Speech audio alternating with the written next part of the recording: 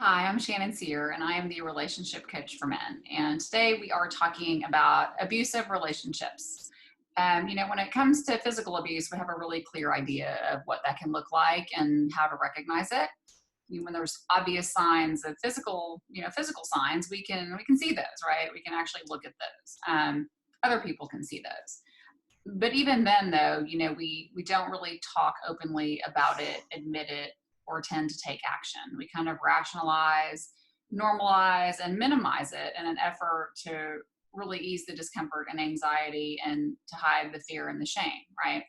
And so physical abuse isn't the only kind of abuse experienced in our relationships. And this has been a pretty hot topic lately in my coaching practice. I was recently speaking to a client about this, and he had kind of begun to mention some things that were going on regularly in his marriage. And as we talked, I saw how there were many behaviors that had just been things that he had gotten used to, and how he didn't really think of them as abuse. And I think that this is a common pattern because we allow certain things in our life and in our relationship, and we begin to normalize that and no longer really see it as a problem.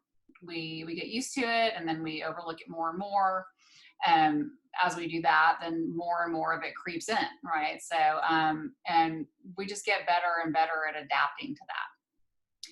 So this is exactly what was going on with my client. I'm just going to call him Joe.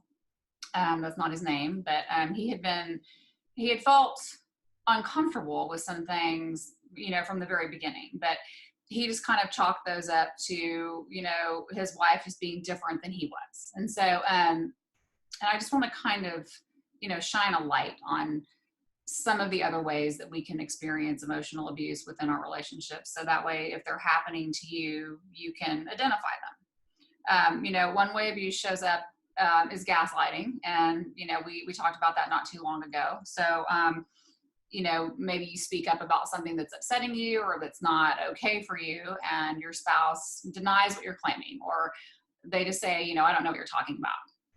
Or maybe they say, well, I didn't say that, or that's not what happened, right? Um, when one person is manipulating the other to get them to really start questioning their own reality and what's going on, that is definitely a form of abuse, right? And while that one is fairly well known, there's a lot of other ways that abuse can show up in our relationship. And a lot of those relate to control as well. And so, some examples of control and what that might look like, maybe your spouse monitors who you spend time with, checks your phone, looks at your email, monitors your social media, things like that. Oftentimes it can be just expressed as a concern, but there's really a difference between concern and control, right? There's just a place where that kind of changes. And so it's one thing to have, who you're spending your time with be questioned when it's out of concern, but then it's another when it's really being watched closely and being questioned constantly. So when it reaches the point of where, your privacy is being invaded, it's being used against you, right? Another example would be maybe leaving you out of decisions that are made. It's another way to control you and the relationship. So maybe your spouse doesn't ask you when they decide to make big decisions, or even small ones, and then you kind of find out after the fact. It could be anything from we're going to move and sell the house to, vacation plans that have already been solidified to, who's taking the kids to the birthday party.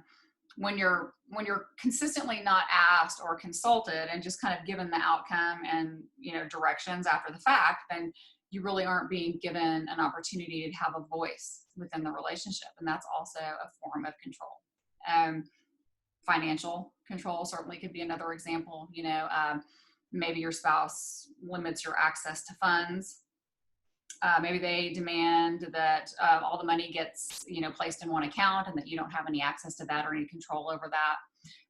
Maybe you're just allowed a certain amount each month, and you're questioned for every expenditure you make, even if it's for, daily needs like gas or food or a gym membership, things like that. Financial control is one of those things where so many people kind of have this idea that it's predominantly experienced by women, but it isn't. I see this happening more and more in my practice with men as well. So I think it's worth mentioning too. Of course, making threats is another form of abuse and control. But this is one that people report consistently. Typically when this happens, you express something that you aren't okay with or doesn't work for you, or you try to stand up for yourself. Maybe you spend some money without permission, like I mentioned a minute ago. Maybe you go out with a friend, your spouse doesn't like them, things like that. And they find out about these things and then they threaten to leave you or divorce you. Maybe they leave and come back, but then they blame you for their actions. So that would be an example of that. Consistent blame is another way that we can experience emotional abuse within our marriage. Anytime that you're always the cause of the problem and your spouse never accepts any responsibility for their role or their actions, and no matter how hard you try to do it right or point out what happened or that it wasn't your fault, the blame keeps coming, right? And so that's another one that is pretty, it's mentioned regularly on a weekly basis for sure. So these certainly aren't all the ways that we can experience abuse within our marriage or our relationships. These are just some. Maybe some of these sound familiar. Maybe you're experiencing some of these right now. I want to make sure that some of the other ways that emotional abuse can show up. So even when we don't want to see it or we just can't see it, it helps just to know that these types are out there as well. So I hope this was helpful for you and that you liked what you heard. Please subscribe to my channel. I come out with new content every week to really help you move forward in creating change within your relationship, or to help you decide if it's really time to move on in the best way possible. All my best.